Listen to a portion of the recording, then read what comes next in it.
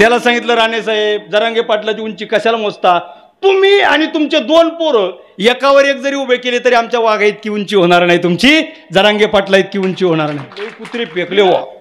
मध्ये ते रामदास कदम आले, कोकणातले नेते. मनोज जरांगेंनी मला त्यांचा ठेका घेतला काय, तोत्र ते मला त्यांचा ठेका घेतला काय. कोकणातले मलाथे आणि मलातवाल्यातले मलाथे यांचा लुटी बेती व्यवहार होत नाही. आम्ही का सुईरी करायला आलो तिकडं, विनाकारण मुंकण्याचं काम. तो रामदास कदम म्हणजे झेंडूबाम स्पेशालिस्ट आहे. पक्षानं थोडा अन्याय केला, रडू येत नव्हतं म्हणून मीडिया समोर डोळ्यात पाणी आणण्यासाठी झेंडूबाम लावून रडणारा रामदास कदम, तुझ्या पोरावर अन्याय थोडा झाला तर रडतो. गोरगरीब मराठ्यांची पोरं वर्षानुवर्ष आरक्षणाअभावी आत्महत्या करतात. आमच्या पोरांसाठी आम्ही न्याय हक्कासाठी रस्त्यावर उतरलो, आमच्या विरोधात भुंकण्याचं काम काय तुझं. त्याच्यानंतर ते आज उद्या कोकणातलेच नेते उठले, नारायण राणे. मनोज जरांगेने विचार करून बोलाव, ते कायम त्यांचे लाल डोळे असतात. मनोज जरांगेने विचार करून बोलाव, मनोज जरांगेने तोंड सांभाळून बोलाव.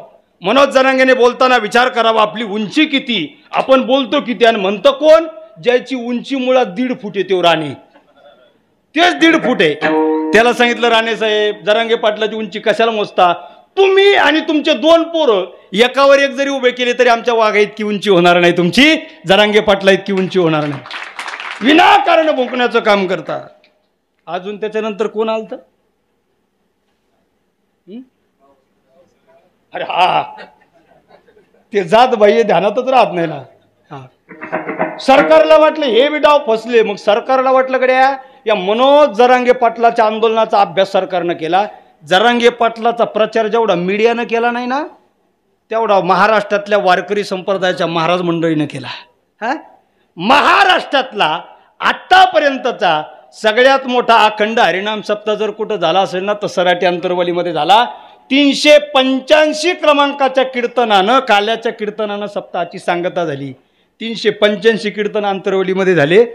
सरकारला वाटलं मनोज जरांगेचा प्रचार महाराज लोक करतात का, जरांगे पाटलाच्या विरोधात महाराजच धरून आणला.